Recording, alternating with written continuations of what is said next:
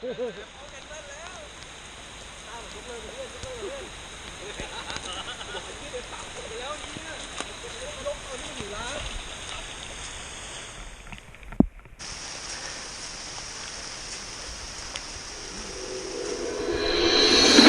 ง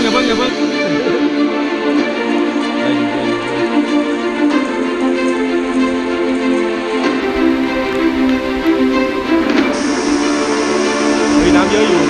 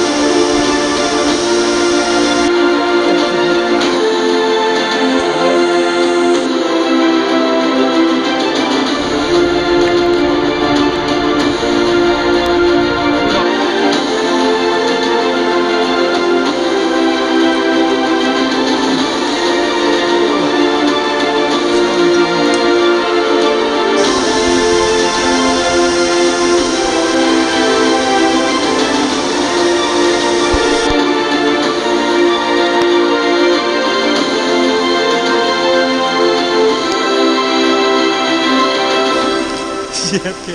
มาทำอะไรที่นี่ไปกินเลยนี่ก็พาเจ้าของร้าน12คาเฟ่มาลุยตามหาน้ำตก16ลางครับ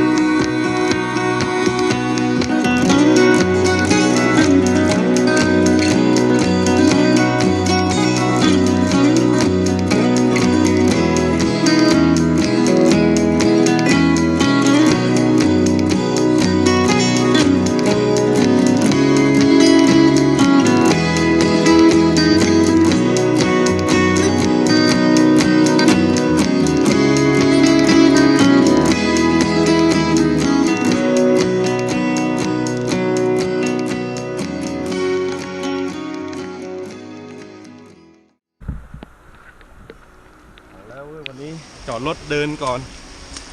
ขึ้นไม่ได้ครับวันนี้มาวันฝนตกเราจะไปชมตก16 ลางนะครับมีเพื่อนๆพี่ๆน้องๆเรียกร้องกันมาเยอะ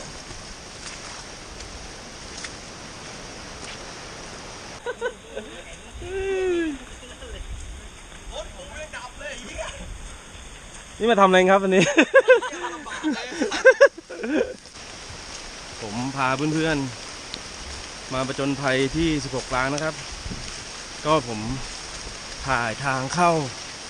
ไว้ทีนี้เพื่อนได้มาถูกนะครับวันนี้ก็ค่อนข้างที่จะฝนตกหนักอยู่ครับเราต้องจอดรถไว้ช่วงนึงครับเพราะว่ากลัวคันหลังๆจะลื่นนะครับก็ต้องจอดไว้ก่อนครับและเดินเท้าเข้ามาครับ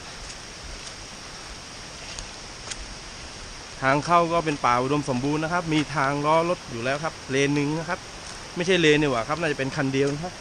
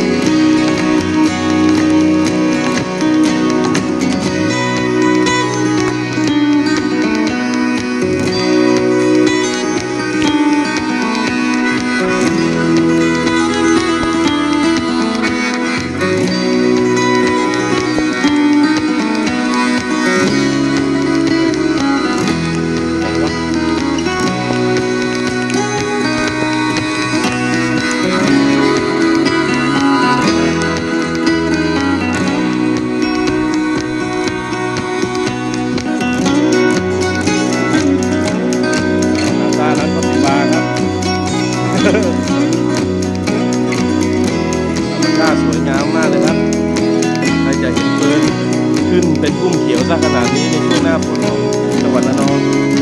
สุดยอดจริงๆเลย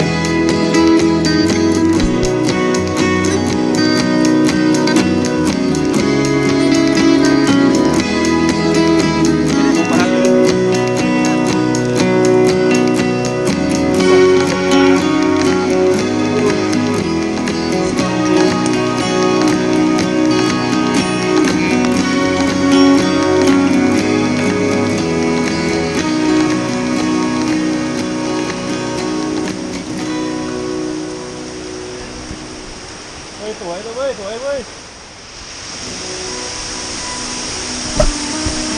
ถึงแล้วครับตกกลางครับ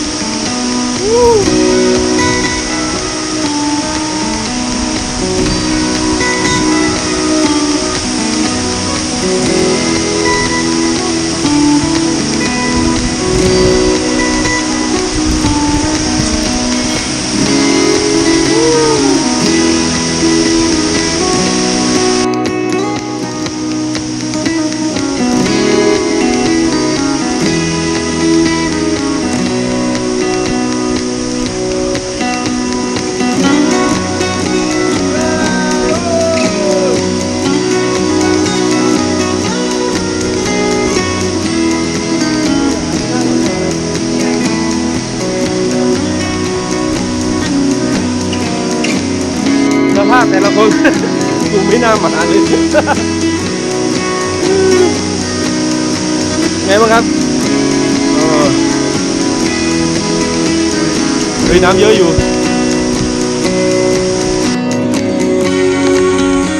ฝากกดไลค์กดแชร์กดติดตามกด Subscribe และกดสั่นกระดิ่งเพื่อไม่พลาดคลิปใหม่ๆของผมนะครับขอบคุณครับ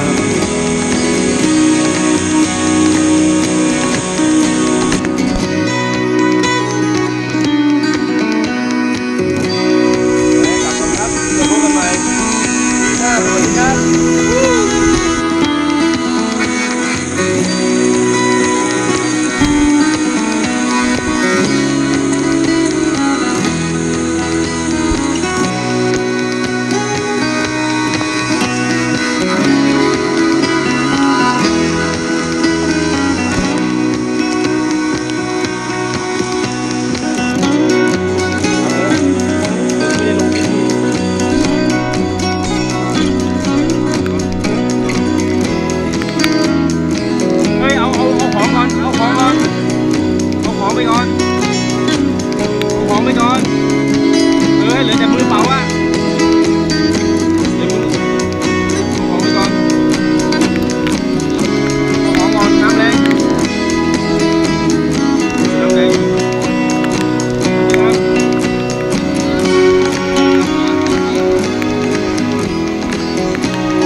จับมือล้างเลยเอาทีคนเดียวน้ำ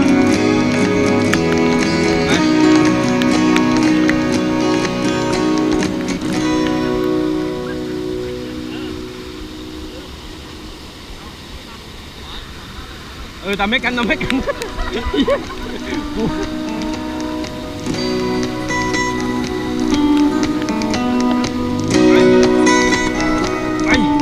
มึงเรื่องของกิจกรรมเลย